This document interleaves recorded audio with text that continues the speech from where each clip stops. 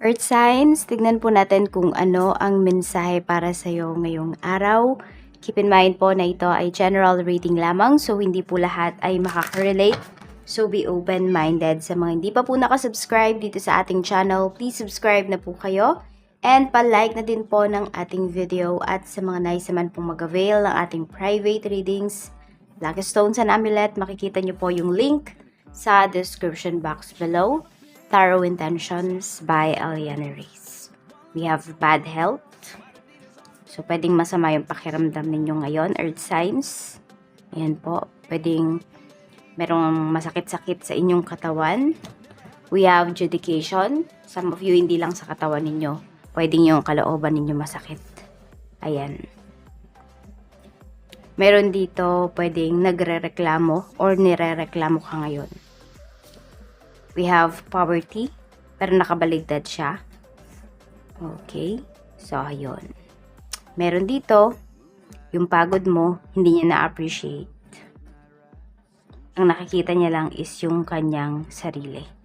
Yung parang, yung credits, earth signs, yung taong to, yung pagod niya lang yung nakikita niya. Ayan. So, tingnan natin kung ano pa ang mensahe para sa'yo. Tingnan po natin. Spirit guide, ano po ang mensahe natin? What is bad health? Meron tayo ditong the clover. So, ayan yung iba po sa inyo. Pwedeng may sinat or may lagnat or trangkaso. Ayan, pwedeng hindi kayo ito, pwedeng someone na, someone from your family. Yan po. Or pwedeng meron dito hindi matutuloy na lakad kasi merong may sakit or masama yung pakiramdam ngayong araw. Tingnan po natin what is judication. We have the sun. May pag-uusapan dito in terms of finances. Ayan po. So, this will be good news for some of you. Pero, yung sa iba naman po sa inyo, pwedeng hindi sobrang ganda nung balita na marireceive ninyo ngayong araw na ito. What is poverty? We have gentleman. Okay. So, pwedeng meron kayo ditong, okay, pwedeng may manlilibre sa inyo, fire signs, ngayong araw na ito. Tignan natin. Okay. So, ayan po, oh. Or pwedeng, kung hindi sa inyo may manlilibre, kayo yung manlilibre ngayong araw na ito. So, ayan po kasi pwedeng meron kayong marireceive dito na finances. Pwedeng medyo matagal-tagal nyo na itong nilalakad. Oo, pinaprocess. Tignan natin what is pathway. We have the whipped. So, may choice po kayo ngayong araw na ito na hindi mahirapan. May choice kayo para sabihin natin, itama yung inyong mga mali. Or meron kayong pagkakataon ngayong araw na ito. Earth signs. Tignan natin, ano pa yung mensahe pagdating sa trabaho. Spirit guide, pagdating po sa trabaho ni Earth signs, kamusta po ngayong araw na ito? Meron tayo ditong 4 of Wands. So, may stability. Ayan po. Tignan natin. Meron tayong 2 of Cups. Okay, ang nakikita ko dito, pwedeng may pagsasalin ng, ayan, yung iba sa inyo kung masama yung pakiramdam ninyo, pwedeng may mga sasalupo ng inyong mga trabaho. So, pwedeng meron kang dinidiscuss dito. Okay, meron ako nakikita na publication na dito. So, malapit na yung vacation ninyo. Ang nangyayari is pwedeng hinahanda nyo na po yung inyong mga co-workers or yung papalit man po sa inyo para, ayan, alam niya yung gagawin kapag kayo ay nasa vacation. So, hindi magugulo ba yung routine pagdating dito sa trabaho. Tignan natin. Spirit guide, ano po ang mensahe natin kay Earth signs? Pagdating naman sa negosyo, mayroon tayo ditong the Tower. Okay, so expect mo na may changes pagdating dito sa iyong business. Meron tayong 7 of Swords. Okay, medyo maging maingat kayo pagdating sa inyong puhunan ngayong araw na ito. Actually, may big amount of money na marireceive yung iba sa inyo. Hindi ko alam kung may nanira ba sa business ninyo. So, pwedeng may magbabayad dito ng danyos. Meron din naman po dito pwedeng minamanipulate kayo or pwedeng mamanipulate yung business ninyo kasi pwedeng may mga order sa inyo na hindi kuhanin. So, mas maging matalino po kayo, Earth signs, ngayong araw na ito. Sabi ko nga sa inyo, pag may orders, malayo yung tao na yan, madami yung orders, magpa-down payment po kayo. So, yun, tignan natin. Okay yung sales mo, pero pwedeng may manloko sa inyo dito. Check natin pagdating sa finances, we have that card. So, pwedeng meron ka ditong bagong pagkakakitaan, new ways how to improve your money. O, ayan o, may improvement. Bakit? Kasi ayaw mo nang maranasan to. Ayaw mo nang mag-regret. Ayaw mo nang pagsisihan kung saan mo ba ginagastos yung pera mo, Earth signs. Minsan, pwede po na nagiging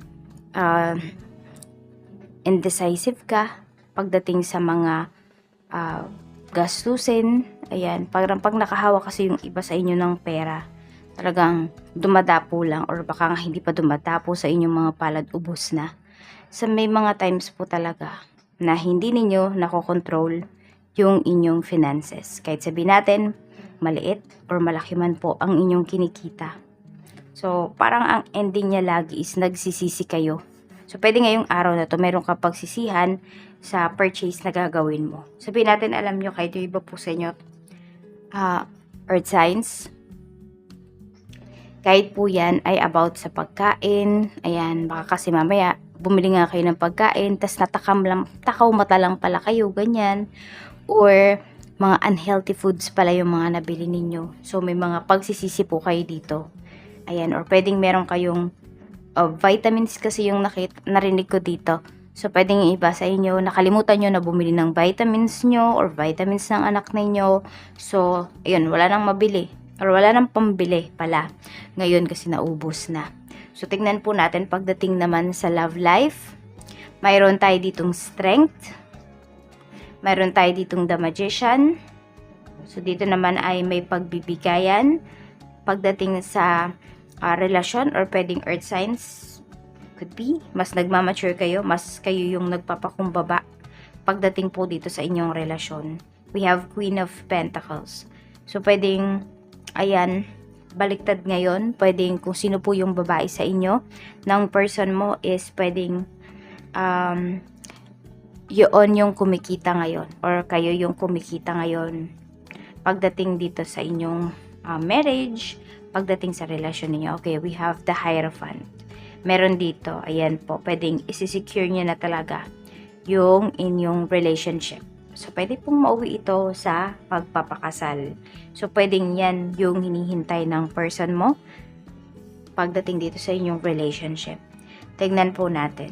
So, hinihintay mag-level up.